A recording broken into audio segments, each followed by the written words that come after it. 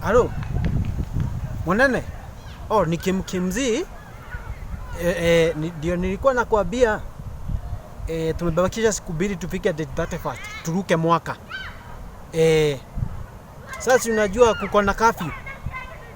Na unajua hiyo ni ngumu sana kwetu sisi. Ati tunaukia mwaka kwa nyumba. Sasa ndio nilikuwa nakuuliza siupitisha sheria hiyo usiku ya 31st kusiwe na curfew. Sio mimi napitisha sheria, ni bunge.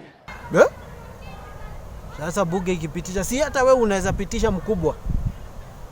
Shetani mshenzi.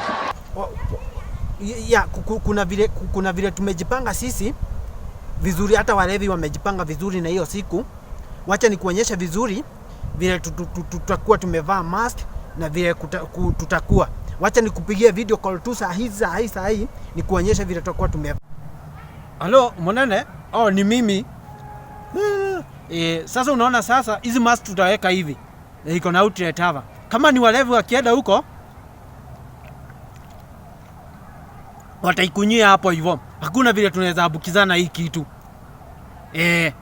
Sasa unaona ikiwa hivi, hii kitu hatuwezi abukizana. Sasa hapo unaona aje? Si ni idea mzuri? Hata niko na kufuri. Hii kitu naona tukivaa hivi tutarudi tufunge na kufuri na hapa nyumba. So kuna vile hii kitu itatoka.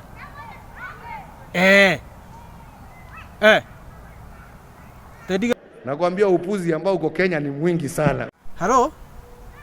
Ndio nilikuwa nakwambia bas abia Matiang'i hiyo siku 31st watayarishe jera vizuri, kufagiriwe na kuoshwe vizuri because kutakuwa na visitors wengi watalala hiyo siku ndani. Tafadhali kuoshwe vizuri. Kagwe, hebu abia watu kitu tukienda kurukisha mwaka. If we continue to behave normally, this disease will treat us abnormally.